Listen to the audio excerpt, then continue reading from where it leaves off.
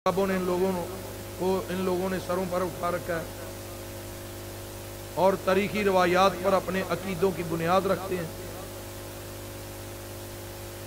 मेरा इनको चैलेंज है कि जिस तरह की रवायात तारीख से तुम सहाबा के बारे में बयान करोगे, अमीर मुआविया के बारे में बयान करोगे, अबू सुफियान के बारे में बयान करोगे, ऐसी ही मनफी रवायात मिलती जुलती अहले बैत के बारे में भी मौजूद है, वो भी बयान की जा सकती है।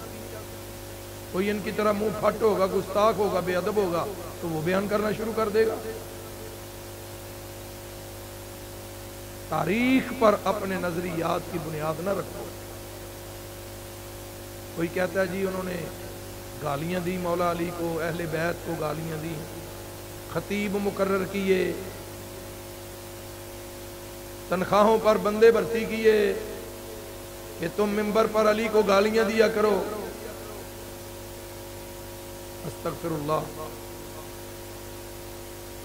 हम ऐसी रवायात को तस्लीम नहीं करते, ना हमारे बुजुर्गों ने तस्लीम की।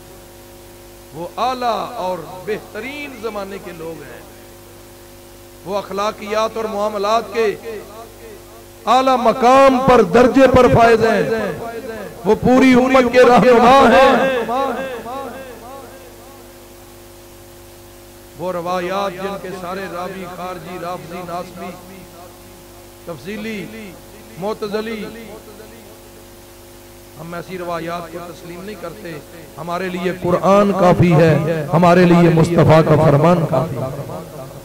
कुरान फरमा रहा उलाइका हुमुल मुत्तकून, मुत्तकून गालियां देने वाले होते हैं। उलाइका हुमुस सादिकून, उलाइका हुमुस सिद्दीकून, उलाइका हुमुर राशिदून, उलाइका हुमुल मुफलिहून, उलाइका हुमुल गालिबून। ये गालियां देने वालों की शान है।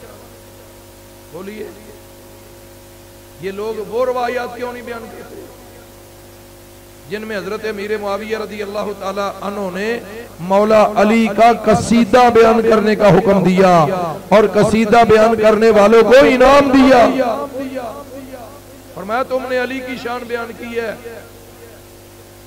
ये लो तुम्हारा नजराना, ये लो तुम्हारा इनाम।